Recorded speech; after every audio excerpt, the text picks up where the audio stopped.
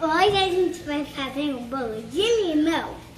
Vai ter, óbvio, que vai ter limão, 2 ovos, fermento. Que é isso? Farinha. Farinha. O que é isso? Fermento e leite. Gelado. Então, vamos começar? Então, vamos começar a bater. Agora. Laura!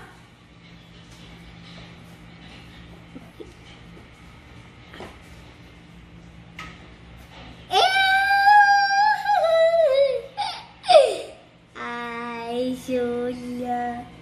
Ai, obrigada, Júlia e Isabel.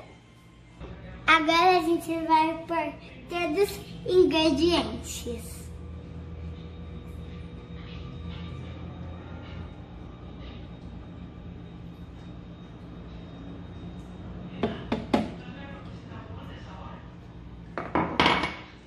Tá?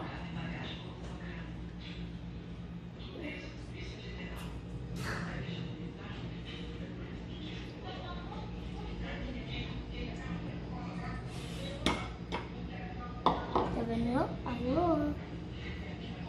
Sim. Agora o mais fino. Agora vamos tampar. Assim.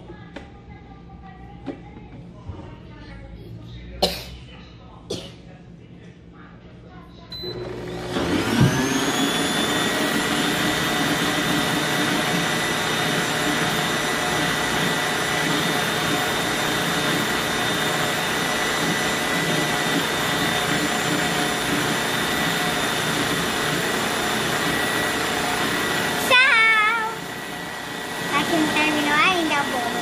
Agora a gente vai pôr na forma e quantos minutos mesmo?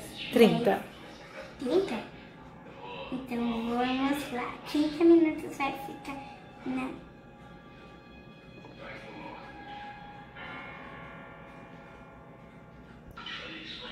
Vai ser um bolo bem grande.